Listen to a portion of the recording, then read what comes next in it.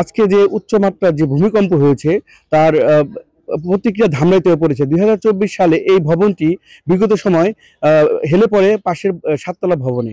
তখন প্রশাসনিকভাবে উপজেলা পৌরসভা পৌর প্রশাসন এর ব্যবস্থা গ্রহণ করতে চাইলেও পরবর্তীতে কোনো কারণ অজানা কারণে এটার ব্যবস্থা নেয়নি। আজকে যে উচ্চমাত্রার ভূমিকম্প হয়েছে তারপরেই এই ভবনটিতে কিন্তু আবার ফাটল দেখা দিয়েছে।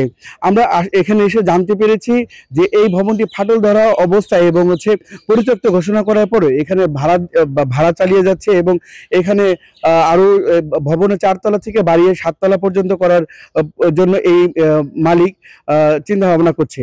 আমরা এখানে এসে জানতে পেরেছি এই ভবনের মালিক বিগত সময় স্বেচ্ছাসেবক লীগের রাজনীতির সাথে সম্পৃক্ত ছিল। এই জন্য অজানা কারণে নাকি এই বাড়িটির কোনো ব্যবস্থা নেয়নি বলে আশেপাশের যে বাড়ির মালিক তাদের মাধ্যমে আমরা জানতে পেরেছি। আমরা লক্ষ্য করে একটি জিনিস দেখতে পেরেছি যে এই 4 তলা ভবনটি যে পাশে 7 তলা ভবনটিতে হেলে পড়েছে এর প্রতিক্রিয়া কিন্তু 7 তলা ভবন হয়ে পড়েছে। আমরা নিচতলায় দেখতে পেলাম এই বিল্ডিং এর কিছুটা অংশ ফাটল দেখা দিয়েছে।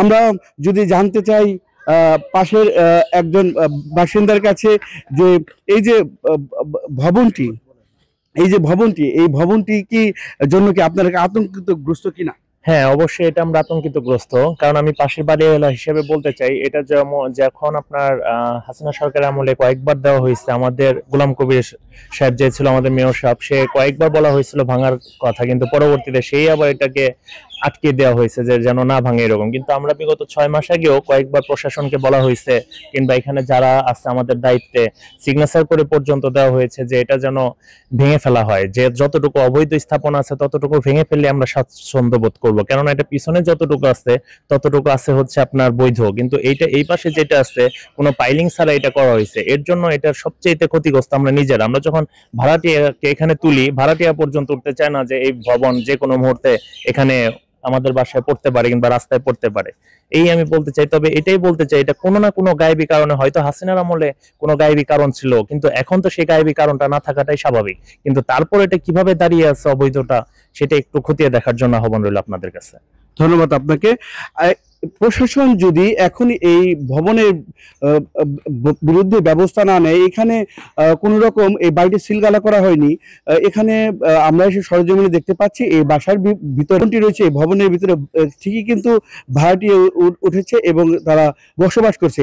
আজকে যখন এই উচ্চমাত্রার স্কেলে যে বাংলাদেশে ভূমিকম্প হয়েছে তখন এই ভবন থেকে আতঙ্কিত হয়ে তারা রাস্তায় আসে এবং আমরা ভিতরের যে বাসিন্দা আছে তাদের সাথে কথা বলে জানতে পেরেছি তারাও খুব আতঙ্কগ্রস্তের ভিতরে আছে।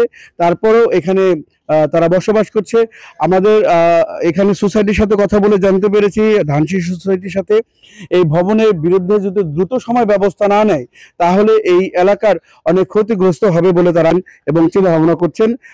আসলে দর্শক, আজকে বাংলাদেশের জন্য যে শনি সংকেত যে 5.2 মাত্রার যে ভূমিকম্পটা হয়েছে, পরবর্তীতে যদি এর মাত্রা যদি আরো বাড়ে পড়েছে পাশের ভবনে, যে কোনো সময় বড় ধরনের দুর্ঘটনা ঘটতে পারে।